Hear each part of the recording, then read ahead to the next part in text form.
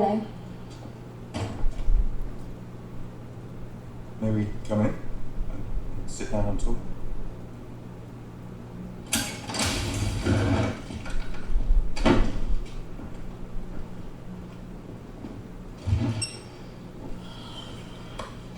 So, Aaron and I have made several award-winning public radio exposés. Our last project shed new light on a murder case from 20 years ago. We like to re-examine incidents with an unbiased lens. I believe there's a lot to learn from the horrors you experienced. There's nothing to learn. There are no new insights or discoveries. So is he real? Who? The boogeyman. I read you quoted. You don't believe in a boogeyman? I believe in Michael Myers, a deranged serial killer, but the boogeyman, no. You should. Okay. Michael Myers is a human being who killed his sister when he was 6 years old. And he came after you. We just want to know why. We want a glimpse inside his mind. That's why your story is so important. My story? 2 failed marriages, rocky relationship with your daughter and granddaughter. Michael Myers murdered 5 people. And he's a human being we need to understand. I'm twice divorced. And I have a basket case. They're transferring you. Tomorrow, 7 o'clock. No, he'll be locked away until the end of his days. That's the idea. Let's talk about when the state came to take your daughter away. She was 12 years old. They said you were an unfit mother. How long until you regain custody? I didn't. But you already knew that. Laurie, we saw him. We met with Michael. I showed him the mask. It was nothing. No response, nothing. He won't talk to anyone. Never has been. But I think he might speak with you. So why don't you sit down with him and say all the things you must be longing to say? Come with us and let us help you free yourself. Please.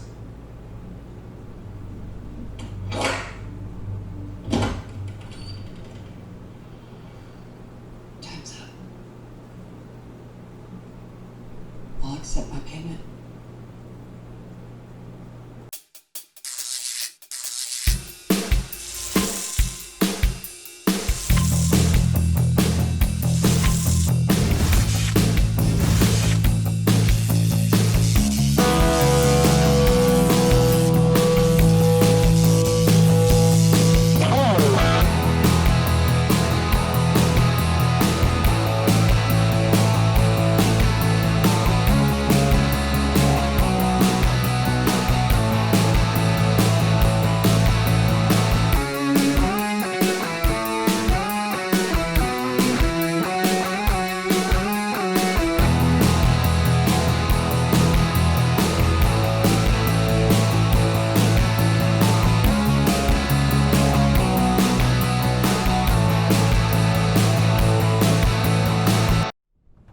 What's going on, ladies and gents at Cyberland? Coming back to you with another film review, and this is one film I've been really looking forward to doing a review on for many reasons, and I'll talk about that. So,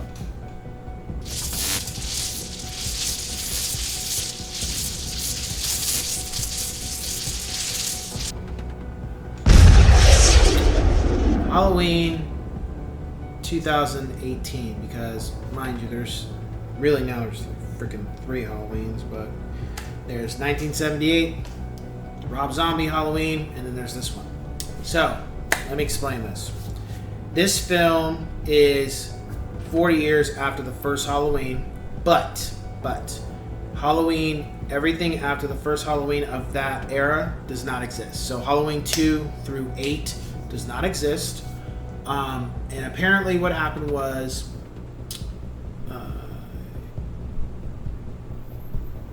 they got Jamie Lee Curtis to come back because of the script. Because Jamie Lee felt Halloween 1 and 2 and 7 should have been it.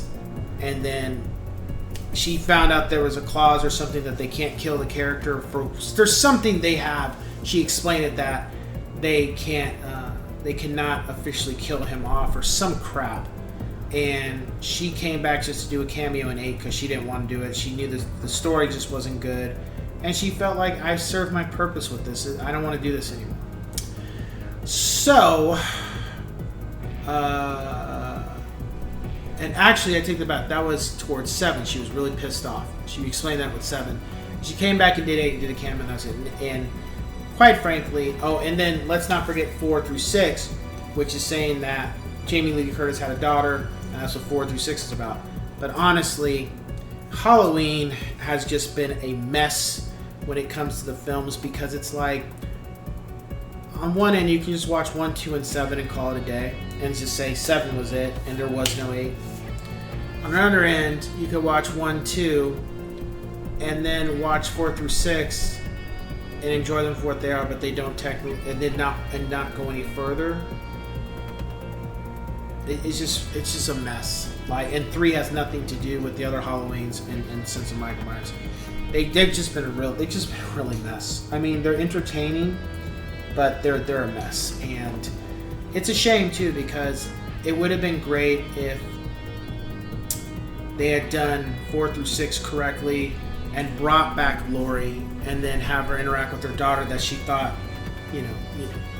just bridge that gap, and it just didn't happen. So, moving forward with this film, after what I said, Laurie's pretty much been recluse. She keeps herself sheltered up, but she's got a huge arsenal. She's got booby traps. She's got everything because she feels that in her heart she believes that when Michael gets ready, he's going to come back and he's going to come after her and he's going to kill a bunch of people. And she's like, I ain't going to be the one. You ain't going to do that to me. So the film spends a good portion, well, about 40 minutes of her trying to convince her daughter and her granddaughter about this guy, what he's capable of, and her daughter doesn't believe it. Her daughter's just like, you need to get help. Don't come around unless you're not talking about Michael Myers and all this other crap, because she doesn't believe it. And the town really doesn't. They know it's like folklore to them now. It's like urban legend, but they don't deal with. They're not dealing with Michael. He's been locked up, and these two people decide to visit him, and they show him a mask, and that reignites him to go do what he does best, which is to kill. And kill. He does lots and lots of people. He kills a lot of people. And there was one scene where people actually, I remember people were really freaking out about this scene, where he came across a baby and everybody was like, is he going to kill the baby? Even when I first saw this one, I was like, man, I know you guys aren't about to do this. Like, there's a lot of things you do in films, but that's like really crossing the line. I don't think that's a good idea, because that could give public outcry. I mean, in reality, these things do happen with monsters, but at the same time, putting that in a film is just really like, there has to be some type of line to not cross. But didn't happen. But it looked like it was about to, and I would have been like really surprised. And Michael gets out and goes through town and starts killing people little by little. The film was scary. I wasn't scared of it, but in a sense, my wife was. She had her moments. She didn't really enjoy too much of us watching it, but she kind of clenched up a little bit. So, but to me, the film wasn't scary for me. It's just, I give it a 10 out of 10 yes sirs. The music was perfectly done right. The cast was good. Everybody had something. The kills were not over the top. They were just subtle. And I felt they worked for what was in the scene. The logistics of the characters who did get killed, outside of one, in general, they weren't stupid. Like, they just didn't go do and also get whacked. Like, they actually try to fight back or run. So I felt that. Outside of one person who should have got the hell out of the house, but oh well. Pacing of the film was good.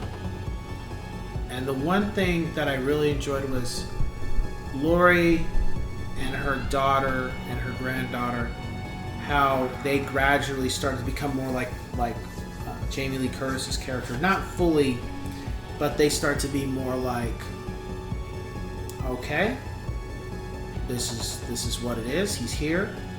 We ain't going out like no punks. And I like that about them. I thought that was really good. The way the film ended didn't have to necessarily make Halloween Kills. Even though I already did a review of that way back when it came out. Didn't really have to do that, but they did, and that's fine. I think this one was better than Halloween Kills. It's one of my favorite horror films, actually, for Halloween. Not just for Halloween, but in general. I don't like too many horror films because I just, I'm not into the whole gore thing. I'm into the story, and the story of this was exceptionally well written. Very, very good. Is it better than the original? No. It's not. It's not it's technically the sequel. It's just called Halloween. It's technically the sequel to the first one. That's why it's called Halloween. None of the Halloween films beats the first one. They come close to it. Like this comes close to Halloween. But as being, it's just, it's a sequel. It's not a remake. It's just calling it Halloween.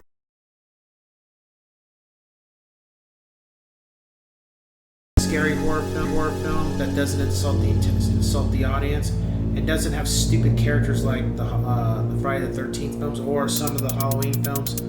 Watch this, you won't be disappointed for sure.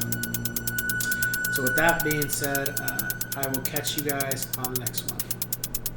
Take care.